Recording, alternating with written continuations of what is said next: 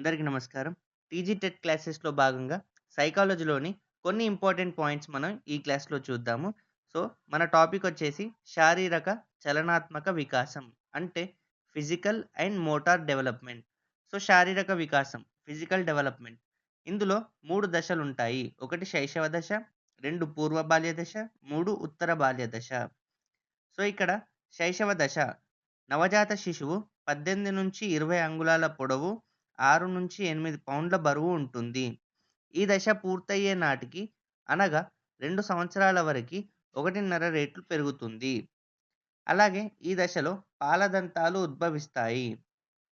6 నెలలకి మొదటి దంతము, 1 సంవత్సరం అయ్యేసరికి 4 దంతాలు, 2 సంవత్సరాలు నిండే నాటికి 16 దంతాలు వస్తాయి.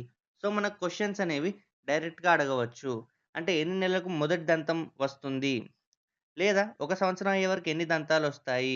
2 సంవత్సరాలు నిండే వరకు ఎన్ని దంతాలొస్తాయి? ఇవన్నీ గూడా బరువు గానివ్వండి, అలాగే పొడవు ఇవన్నీ గూడా మనకు చాలా ఇంపార్టెంట్. టెట్‌లో డైరెక్ట్‌గా క్వెషన్స్ అనేది రావచ్చు. సో, ఇక్కడ పూర్వ బాల్య దశ. శారీరక వికాస వేగం తక్కువగా ఉంటుంది. మోలారు దంతాలు రావడం, చివరలో పాల దంతాలు ఊడిపోయి 1, 2 దంతాలు వస్తాయి. సో, ఇక్కడ ఉత్తర బాల్య దశ. శారీరక వికాసం నిదానంగా కొనసాగుతుంది. ఎత్తుతో పోలిస్తే బరువు ఎక్కువ అవుతారు. సో, ఈ పాయింట్ ఇంపార్టెంట్. ఎత్తుతో పోలిస్తే బరువు వెయిట్ అనేది హైట్‌తో కంపేర్ చేస్తే వెయిట్ అనేది ఎక్కువ అవుతారు. లింగ సంబంధ భేదాలు కనిపిస్తాయి. అంటే జెండర్ డిఫరెన్సెస్ అనేది కనిపిస్తాయి. ఎందులో? ఉత్తర బాల్య దశలో. సో, ఈ విధంగా మనం ఈ 3 దశలు గూడా గుర్తుంచుకోవాలి ఫిజికల్ డెవలప్‌మెంట్‌లో. ఓకే. శైశవ దశ, పూర్వ బాల్య దశ, అలాగే ఉత్తర బాల్య దశ. సో, ఇక్కడ చలనాత్మక వికాసం అంటే మోటార్ డెవలప్‌మెంట్. సో, ఇందులో గూడా మనం జూస్తే శైశవ దశ, పూర్వ బాల్య దశ, అలాగే ఉత్తర బాల్య దశ. సో, శైశవ దశలో పుట్టినప్పుడు తల నిలుపలేని శిశువు క్రమంగా తన వశంలోకి తెచ్చుకుంటుంది. ఈ దశ పూర్తయ్యే నాటికి శిశువు స్వయంగా తినడం, ఎగరడం, దూకడం, పరిగెత్తడం చేస్తారు. సో, మనకు క్వెషన్స్ అనేది రావచ్చు ఇలా. సో, ఏ దశ పూర్తయ్యే నాటికి తినడం, ఓకే. ఎగరడం, దూకడం, పరిగెత్తడం ఇలాంటివి జేస్తారంటే శైశవ దశ. శైశవ దశ పూర్తయ్యే నాటికి. అలాగే ఇక్కడ పూర్వ బాల్య దశ. చలనాత్మక నైపుణ్యాలు నేర్చుకోవడానికి ఇది ఒక అనువైన దశ. 4-5 సంవత్సరాల నాటికి నడకపై నియంత్రణలో ఉంటారు. సో, ఎన్ని సంవత్సరాల నాటికి అంటే 4-5 సంవత్సరాల నాటికి ఓకే. నడక పైన నియంత్రణ కంట్రోల్ అనేది ఉంటుంది. అలాగే ఇక్కడ ఉత్తర బాల్య దశ. యవ్వనారంభ దశలోకి చేరుకుంటారు. ఓకే. సో, ఇలా ఈ ఫిజికల్ డెవలప్‌మెంట్ గానివ్వండి, అలాగే ఇక్కడ మోటార్ డెవలప్‌మెంట్ కానివ్వండి 2 గూడా మనకు ఇంపార్టెంట్. సో, ఇక్కడ ఇంకొక టాపిక్ గనుక మనం జూస్తే, జెర్సీల్ అనే శాస్త్రవేత్త శిశువు యొక్క తొలి సాంఘిక ప్రవర్తనను 3 దశలుగా వర్గీకరించారు. సో, ఇది గూడా డైరెక్ట్ క్వెషన్. సో, ఏ శాస్త్రవేత్త శిశువు యొక్క తొలి సాంఘిక ప్రవర్తనను 3 దశలుగా వర్గీకరించారంటే జెర్సీల్. ఇది తప్పకుండా గుర్తుంచుకోవాలి.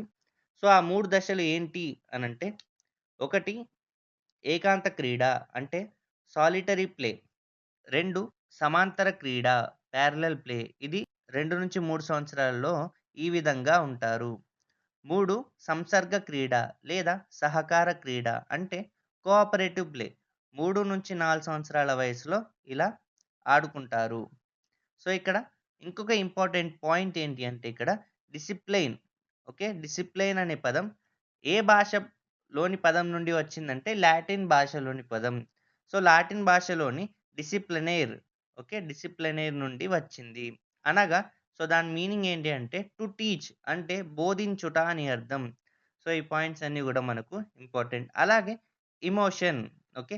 ఎమోషన్ అనే పదం ఎమోవీర్ అనే లాటిన్ పదం నుండి వచ్చింది.